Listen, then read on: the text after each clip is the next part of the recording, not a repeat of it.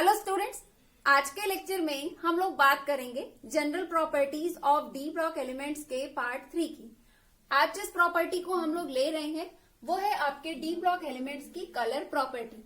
सबसे पहले मैं आपको ये बताना चाहती हूँ कि जो आपके most of the transition metal ions होते हैं ये अपने सॉल्यूशन स्टेट में as well as solid state में कलर प्रॉपर्टी को शो करते हैं डी ट्रांजिशन की वजह से। ठीक है, जो आपके डी ब्लॉक के एलिमेंट्स होते हैं यानी कि डी ब्लॉक के जो मेटल आयंस होते हैं इनके पीछे कलर प्रॉपर्टी को शो करने का इनका रीजन क्या होता है? D transition.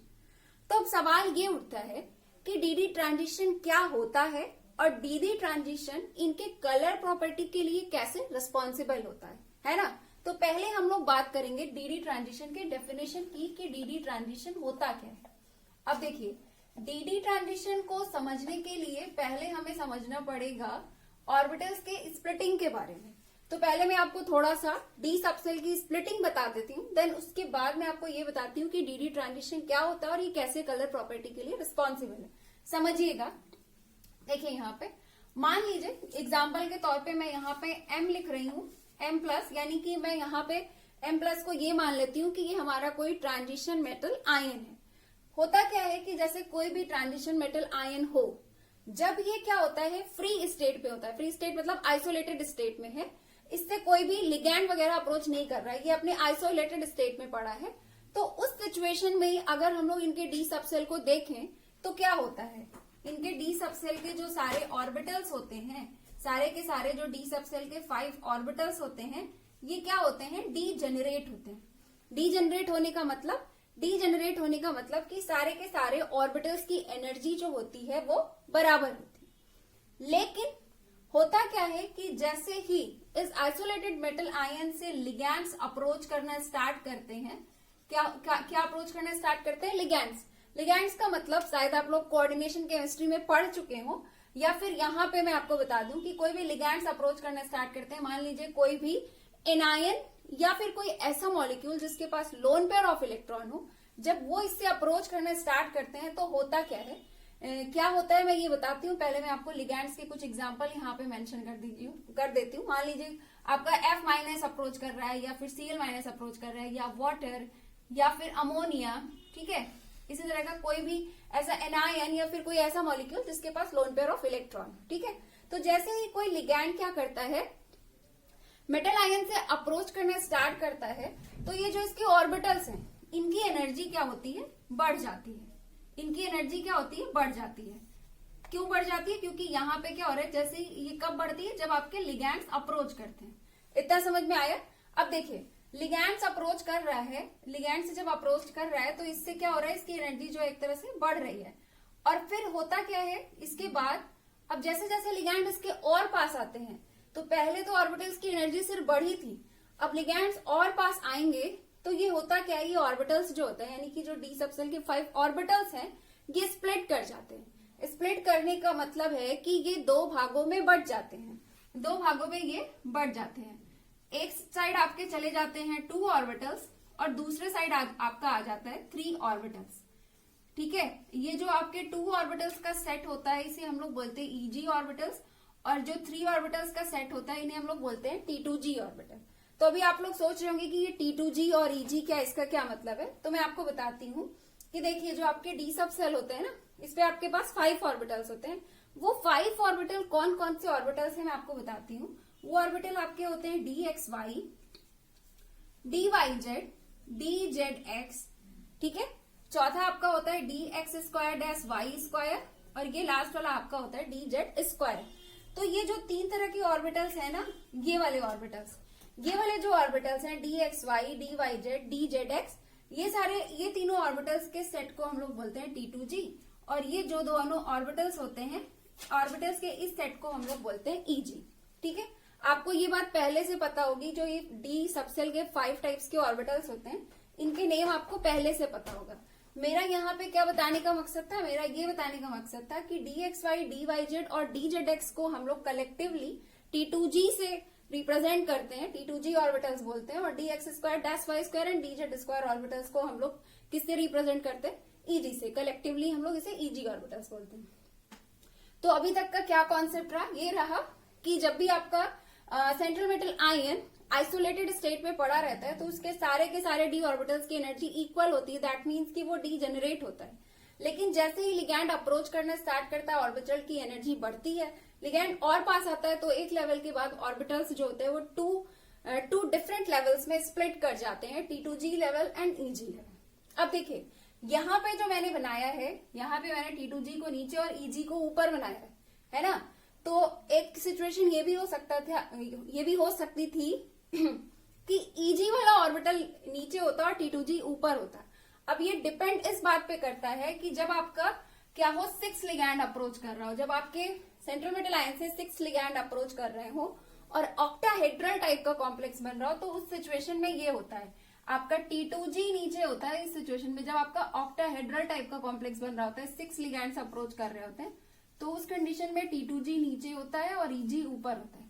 लेकिन जब आपके 4 लिगैंड्स अप्रोच कर रहे होते हैं और टेट्राहेड्रल कॉम्प्लेक्स बन रहा होता है, तो उस सिचुएशन में आपका क्या होता है, उस सिचुएशन में आपका EG नीचे होता है और T2G ऊपर होता है।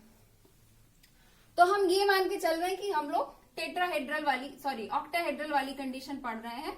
हमारा क्या है, T2G नीचे है और EG क्या है, ऊपर है। ठीक है, तो ये तो बेसिकली क्या थी, स्प्लिटिंग थी। हमें यहाँ पे सिर्फ स्प्लिटिंग को समझना था।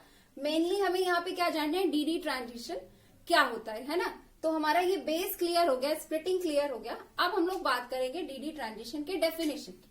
देखिए मान लीजिए कि ये जो मैं यहाँ पे मेटल आयन ली थी यहाँ पर, वो आपका था स्कैंडियम 2+। ठीक है, इसे हम लोग ये मान लेते हैं कि ये हमारा स्कैंडियम 2+ था।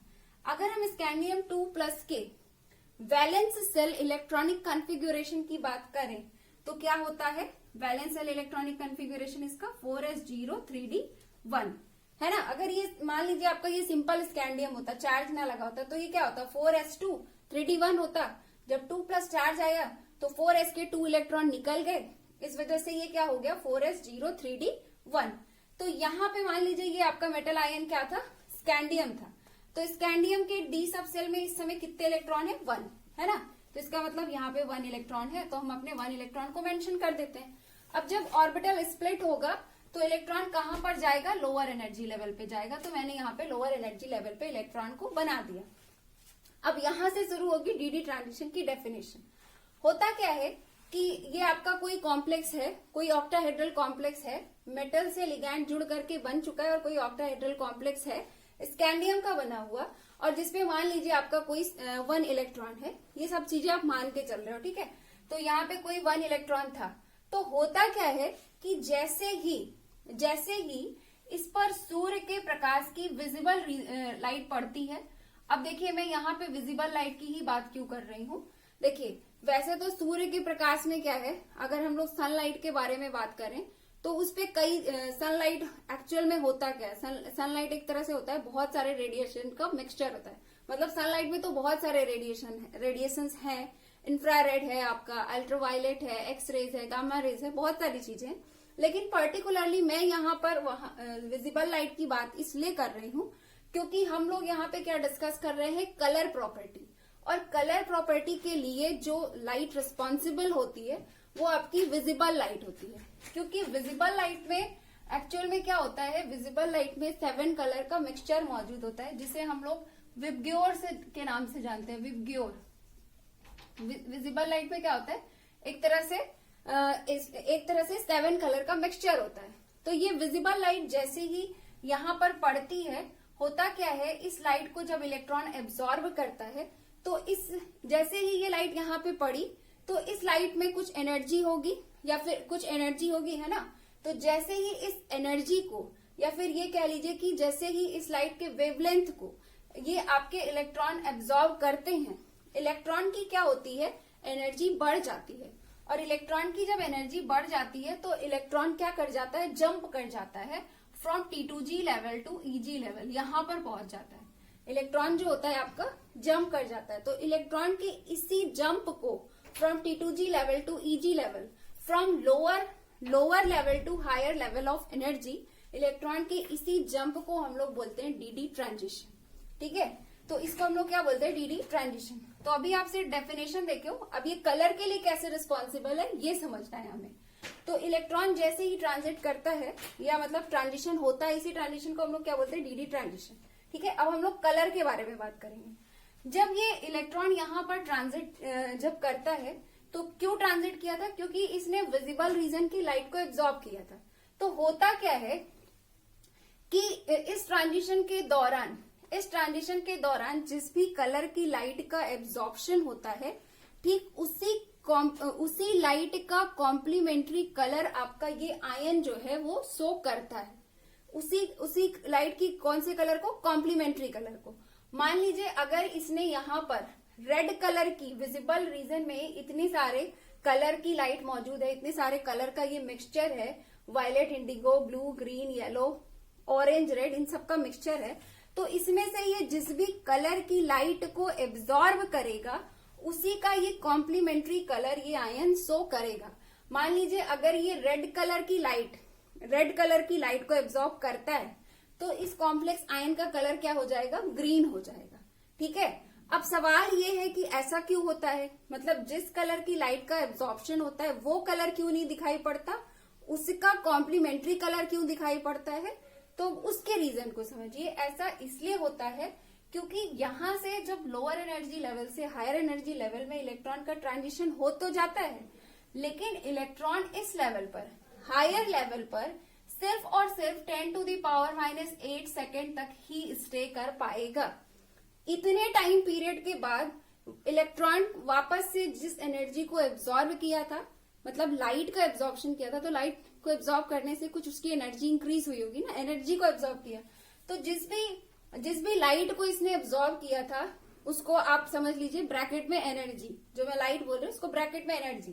ठीक है, तो जिस भी लाइट को इसने एब्जॉर्ब किया था 10⁻⁻8 सेकेंड के बाद वो एनर्जी उससे बाहर निकल जाएगी, वो एनर्जी उससे बाहर निकल जाएगी, यानी कि वो लाइट उससे इमिट कर जाएगी। तो इमिट कर जाएगी तो इलेक्ट्रॉन वापस से क्या होगा, वापस से वहीं पर आ जाएगा जहां से ये आया था। तो जिस दौरान इलेक्ट्रॉन हायर लेवल से वापस से लोअर लेवल पर आता है उस दौरान यहां से लाइट का क्या होता है, इमिशन होता है। लाइट का क्या होता है, इमिशन होता है। और ये जो इमिटेड लाइट है, यही इमिटेड लाइट हमारी आंखों पे पड़ती है। तो वही जो इमिटेड लाइट हमारी आंखों पे पड़ रही है, एक्चुअल में वही कलर हमें दिखाई पड़ता है। तो कलर हमें कौन सा दिखता है, इमिटेड वाला, ना कि एब्जॉर्ब वाला। जो एब्जॉर्ब हो रहा है वो नहीं दिखता, जो इमिट हो रहा है हमें वो वाला कलर दिखाई पड़ता है। इसीलिए जिस कलर की लाइट का एब्जॉर्प्शन होता है उसका कॉम्प्लीमेंट्री कलर हमें दिखाई पड़ता है। ठीक है, इसी वजह से ऐसा होता है। तो अब आप लोग सोच रहे होंगे कि आप लोग कॉम्प्लीमेंट्री कलर पहचानोगे कैसे, मतलब किस कलर की लाइट का कॉम्प्लीमेंट्री कलर कौन सा है, ये आप कैसे पहचानोगे। तो उसको पहचानने का मैं एक तरीका बता देती हूँ। तरीका ये है, देखिए कैसे आप कॉम्प्लीमेंट्री कलर को पहचान पाओगे। आपको क्या करना है, विबग्योर आपको पहले से पता है, इस तरह से आप लोग विबग्योर लिख लीजिए। विबग्योर आपको पहले से पता है। इसमें से आप आई हटा दीजिए, आई को मत लीजिए, और यहाँ पे कुछ इस तरह से बना लीजिए। यहाँ पे वी लिखिए, यहाँ पे बी, क्लॉकवाइज में सबको लिख लीजिए, वी बी, फिर then G, Y, O, R. ठीक है, इस तरह से आप लोग लिख लीजिए। अब देखिए इससे आपको क्या होगा, कॉम्प्लीमेंट्री कलर समझने में आसानी होगी। वी आपका क्या है, वायलेट, वायलेट का कॉम्प्लीमेंट्री कलर है येलो। बी क्या आपका ब्लू, ब्लू का कॉम्प्लीमेंट्री कलर क्या है, ऑरेंज। ग्रीन का क्या है, रेड। तो अगर आपसे एग्जाम में पूछता है कि इस कॉम्प्लेक्स आयन ने इस कलर की लाइट को एब्जॉर्ब किया है, मान लीजिए रेड कलर की लाइट को एब्जॉर्ब किया है, तो ये कौन सा कलर शो करेगा, तो आप इजिली बता लोगे, ग्रीन कलर शो करेगा। आपसे पूछता है कि इसने येलो कलर की लाइट का एब्जॉर्प्शन किया है फॉर द डीडी ट्रांजिशन, तो बताइए ये वाला मेटल आयन कौन सा कलर शो करेगा, तो आप वहां पे इजिली बताइए कि ये वायलेट कलर शो करेगा। ठीक है, तो इस तरह से आप लोगों अभी तक आई थिंक आप लोग समझ गए होंगे कि डीडी ट्रांजिशन क्या होता है और डीडी ट्रांजिशन कैसे ट्रांजिशन मेटल आयन की कलर प्रॉपर्टी के लिए रिस्पॉन्सिबल होता है। इतनी बात आप लोग समझ गए होंगे, और कॉम्प्लीमेंट्री कलर कैसे आपको निकालना है ये भी समझ गए होंगे। अब यहां से आप लोगों को एक पॉइंट नोट करके लिखना है, नोट डाल के लिखना है, जो कि मोस्ट इंपॉर्टेंट पॉइंट है। यहां से नोट पॉइंट आपका ये है कि जैसा कि अभी आप लोगों ने देखा कि डीडी ट्रांजिशन के दौरान एक्चुअल में होता क्या है। डीडी ट्रांजिशन के दौरान एक्चुअल में इलेक्ट्रॉन का ट्रांजिशन होता है from lower energy to higher energy level. तो मैं आपको बताना चाहती हूँ कि इलेक्ट्रॉन इस तरह का ट्रांजिशन तभी शो कर पाएगा जब क्या हो, अनपेयर्ड हो। मतलब जिस भी मेटल आयन में अनपेयर्ड इलेक्ट्रॉन होते हैं सिर्फ वहां पर ही डी ट्रांजिशन होता है। जहां पर अनपेयर्ड इलेक्ट्रॉन नहीं होता है, जहां पे सारे इलेक्ट्रॉन पेयर्ड अप होते हैं, वहां पे डी ट्रांजिशन वाली प्रोसेस उस पर्टिकुलर मेटल आयन में नहीं होती है। तो आप लोग नोट पॉइंट डाल के लिख लीजिए कि डी ट्रांजिशन सिर्फ वही वाला मेटल आयन शो करेगा जिसके पास क्या हो, अनपेयर्ड इलेक्ट्रॉन हो। यही सबसे इंपॉर्टेंट पॉइंट है और यहीं से क्वेश्चन भी बनता है। ठीक है, आई थिंक अभी आप लोग ये पॉइंट नोट कर चुके होंगे। अब मैं आपको ये बता देती हूँ कि इस पर्टिकुलर टॉपिक से एग्जाम में क्वेश्चन कैसे बनता है। क्वेश्चन कुछ इस तरह से बनता है कि आपको यहाँ पे कुछ आयन्स दे दिए जाते हैं। जैसे कि मान लीजिए आपको दे दिया गया Zn2+ ion, scandium 2+ ion, titanium 2+ ion, and आपसे पूछा जाएगा कि इसमें से कौन सा कलर्ड है, कौन सा वाला कलर्ड है और कौन सा वाला कलरलेस है, कौन सा वाला मेटल आयन कलरलेस है। आपसे एग्जाम में इसी तरह के क्वेश्चन पूछते हैं। आप लोग कैसे कैलकुलेट, मतलब इसका आंसर आप कैसे निकालोगे, नंबर ऑफ सॉरी उस पर आप ये चेक करोगे कि इसके पास अनपेयर्ड इलेक्ट्रॉन है कि नहीं। आप बस ये चेक कर लोगे, आपको आंसर मिल जाएगा। क्यों? क्योंकि जिसके पास अनपेयर्ड इलेक्ट्रॉन होगा वो करेगा डी ट्रांजिशन, और जो डी ट्रांजिशन करेगा वही कलर प्रॉपर्टी शो कर पाएगा, यानी कि वही कलर्ड होगा, है ना। तो हम लोग बात कर लेते हैं जिंक की। अगर हम लोग बेसिकली जिंक की अगर हम लोग बात करें तो जिंक का वैलेंशियल इलेक्ट्रॉनिक कॉन्फ़िगरेशन क्या होता है, 4s2 3d10 3d10। तो अगर हम लोग क्या करें जिंक को, अब यहाँ पे मैंने जिंक का लिखा है और हमसे एग्जाम में क्या पूछा गया, जिंक 2+ आयन। तो 2+ केस में आप चेक करिए। अब अगर जिंक को आप 2+ में कन्वर्ट करेंगे तो क्या हो जाएगा, 4s0 3d10। 2+ चार्ज लगने से क्या होगा, 2+ चार्ज लगने से यहां से 2 इलेक्ट्रॉन इसके निकल जाएंगे। कहां से निकलेंगे, 4s2 से। 4s2 से आपसे 2 इलेक्ट्रॉन निकल जाएगा, हो जाएगा 3d10। तो अगर हम लोग देखें तो इसकी डी सब सेल में क्या कोई अनपेयर्ड इलेक्ट्रॉन है, नहीं है, 3d10 है, कंप्लीटली फिल्ड है ना। तो इसके पास तो कोई अनपेयर्ड इलेक्ट्रॉन नहीं है।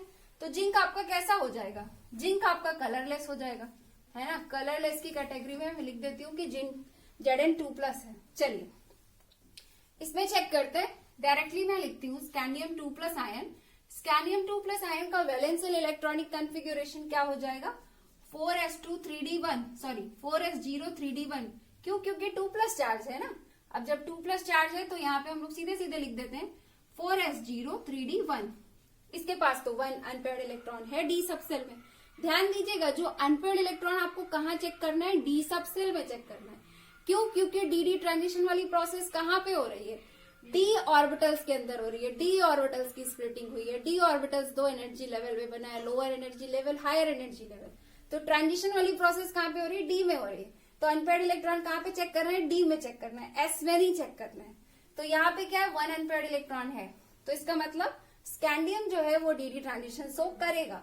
तो स्कैंडियम कैसा होगा, कलर्ड होगा, नो डाउट।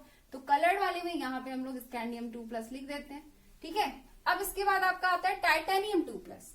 तो टाइटेनियम का क्या होता है, टाइटेनियम का वैलेंशियल इलेक्ट्रॉनिक कॉन्फ़िगरेशन क्या होता है, टाइटेनियम का होता है 4s0 3d2। 4s0 3d2। तो इसके पास क्या है, 2 अनपेयर्ड इलेक्ट्रॉन है। और जब इसके पास 2 अनपेयर्ड इलेक्ट्रॉन है तो ऑब्वियस सी बात है कि ये डी ट्रांजिशन शो करेगा और ये कैसा होगा, कलर्ड होगा। तो कलर्ड वाले में मैं यहाँ पे लिख दे रही हूँ टाइटेनियम 2+ आयन। ठीक है। तो यहाँ पे हमारा डी ट्रांजिशन कंप्लीट हो गया है। अब मैं आपको इसकी कलर प्रॉपर्टी से रिलेटेड पॉइंट नंबर 2 बताऊंगी। डी ट्रांजिशन आपका पॉइंट नंबर 1 था। अब यहाँ पे आपको ट्रांजिशन एलिमेंट्स से रिलेटेड, ट्रांजिशन एलिमेंट्स के कलर प्रॉपर्टी से रिलेटेड मैं आपको पॉइंट नंबर 2 बताऊंगी।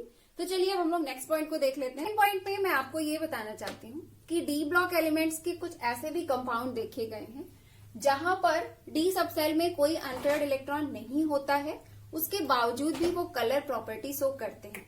जैसे कि एग्जांपल के तौर पे KMnO4 है ये आपका। इसमें अगर हम लोग मैग्नीट पे चेक करें तो कोई भी इलेक्ट्रॉन नहीं होता है, लेकिन उसके बाद भी ये कलर प्रॉपर्टी शो करता है, पर्पल कलर का होता है।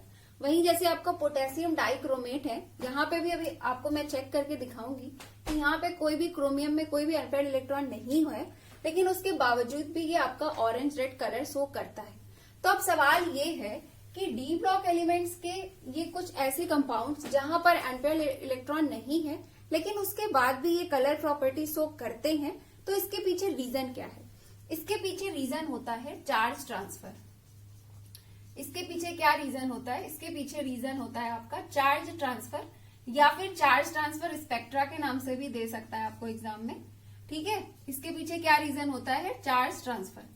अब आप लोग सोच रहे होंगे कि ये चार्ज ट्रांसफर होता क्या है, चार्ज ट्रांसफर का मतलब क्या है ना? चार्ज ट्रांसफर का मतलब क्या है? तो मैं आपको चार्ज ट्रांसफर क्या होता है ये आपको एक्सप्लेन कर देती हूँ, समझिएगा इस एग्जाम्पल के थ्रू। पहले मैं आपको ये एक्सप्लेन कर देती हूँ, पहले मैं आपको ये शो कर देती हूँ कि मैग्नीज और क्रोमियम में एक भी इलेक्ट्रॉन नहीं है, देन उसके बाद हम यहाँ पे चार्ज ट्रांसफर को डिस्कस करेंगे। जैसे मैग्नीज की बात करें, यहाँ पे अगर यहाँ पे देखें तो सेंट्रल मेटल आयन आपका कौन सा है? मैग्नीज है ना? सेंट्रल मेटल आयन आपका क्या है? मैग्नीज है। मैग्नीज पे अगर हम लोग देखें तो यहाँ पे +7 ऑक्सीडेशन स्टेट है।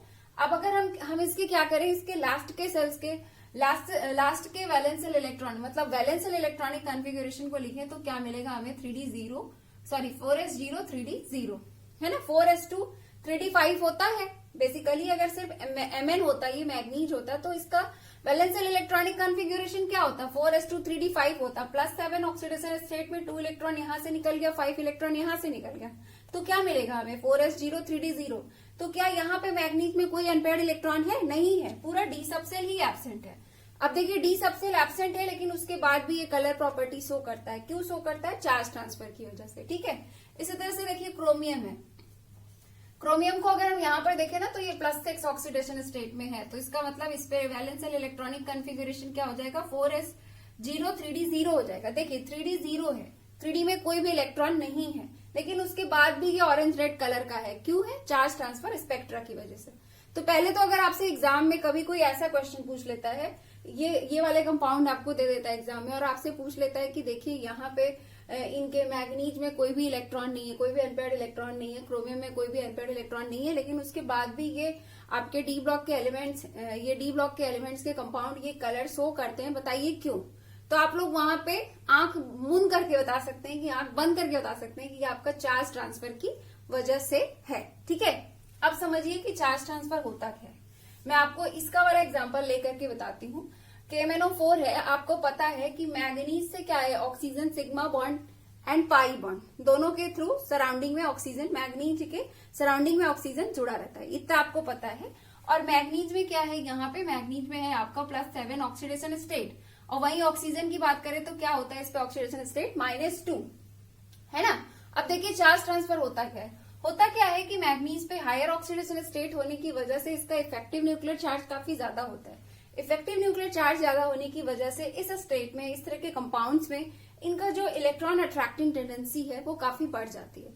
इलेक्ट्रॉन अट्रैक्टिंग टेंडेंसी के ज्यादा होने की वजह से ऑक्सीजन से इलेक्ट्रॉन जो है वो ट्रांसफर कर जाता है मैग्नीज में, मैग्नीज +7 आयंस में। तो इस तरह से सराउंडिंग जो आपके एटम्स हैं उनका इस सेंट्रल मेटल आयन की तरफ से सेंट्रल मेटल आयन की तरफ इलेक्ट्रॉन का जो ट्रांसफर होता है यही कहलाता है चार्ज ट्रांसफर।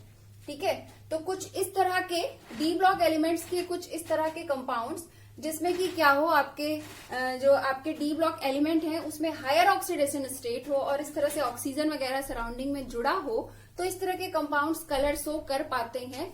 डी ट्रांजिशन ना होने के बावजूद भी ये कलर प्रॉपर्टी शो कर पाते हैं। किसकी वजह से? चार्ज ट्रांसफर की वजह से। ठीक है, तो आपसे यहाँ पे एग्जाम में, यहाँ पे डी ब्लॉक एलिमेंट से कलर प्रॉपर्टी से अगर आपसे एग्जाम में पूछता है क्वेश्चन, तो सिर्फ 2 तरीके का पूछेगा। एक आपसे वो पूछ सकता है कि कलर्ड मतलब कौन सा कलर्ड है और कौन सा कलरलेस है, तो वो मैंने आपको वहीं पर बता दिया था कि आप उसको किस तरह से सॉल्व करेंगे। और दूसरा आपसे ये इस तरह का क्वेश्चन पूछ सकता है कि यहाँ पे कोई इलेक्ट्रॉन नहीं है डी सबसेल में, लेकिन उसके बाद भी ये कलर प्रॉपर्टी शो कर रहा है, तो बताइए क्यों? तो वहां पे आप बता सकते हैं कि ये चार्ज ट्रांसफर की वजह से है। ठीक है, तो यहाँ पे हमारा डी ब्लॉक एलिमेंट्स का यानी कि ट्रांजिशन एलिमेंट्स का कलर प्रॉपर्टी कंप्लीट हो गया है। अब हम लोग मिलेंगे नेक्स्ट लेक्चर में और डिस्कस करेंगे नेक्स्ट प्रॉपर्टी को। Have a nice day, thank you so much.